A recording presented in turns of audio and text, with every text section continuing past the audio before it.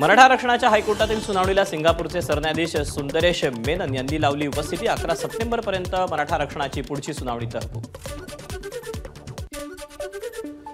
अभिषेक घोसाळकर हत्या प्रकरणाचा तपास सीबीआयकडे वर्ग करण्याचे हायकोर्टाचे आदेश। तेजस्वी घोसाळकर यांनी हायकोर्टात दाखल केलेली याचिका स्वीकारली।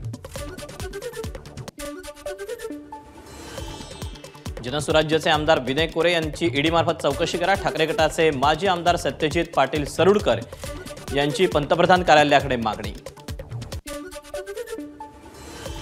केंद्रीय गृहमंत्री अमित शहा 2 दिवस मुंबई दौऱ्यावर। अमित शहा रविवारी रात्री मुंबईत येणार। सोमवारी लालबागच्या राजाचं दर्शन घेणार। त्यानंतर विधानसभा निवडणुकीच्या तयारीचा घेणार आढावा। केंद्रीय गृहमंत्री अमित शहा यांच्या मुंबई दौऱ्याच्या निमित्तानं आणि गणेशोत्सवानिमित्तानं मुख्यमंत्र्यांच्या महत्त्वपूर्ण बैठका। वर्षा निवासस्थानी मुख्यमंत्री एकनाथ शिंदे यांनी पोलीस अधिकाऱ्यांशी केली चर्चा। कुस्तीपटू विनेश फोगट आणि बजरंग पुनियाचा काँग्रेसमध्ये प्रवेश। हरियाणा विधानसभा निवडणूक लढवणार का याकडे लक्ष।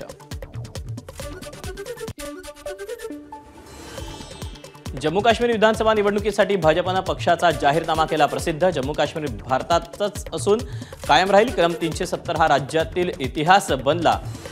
जाहीरनामा प्रसिद्ध करताना अमित शहांचं वक्तव्य। आठवड्याच्या शेवटच्या दिवशी शेअर बाजारात 900 अंकांची घसरण। सेन्सेक्स 81,302 वर तर निफ्टीही 50 अंकांनी घसरून 24,889 वर स्थिर।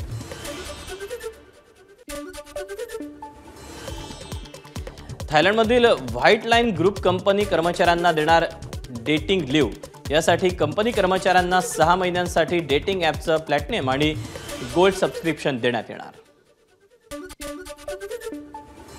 भारतीय पॅरा ॲथलीट प्रवीण कुमारनं पॅरिस पॅरालिम्पिकच्या पुरुषांच्या उंच उडी स्पर्धेत आशियाई विक्रम मोडून सुवर्णपदक जिंकलं। भारताचं हे एकूण 26वं तर 6वं सुवर्ण।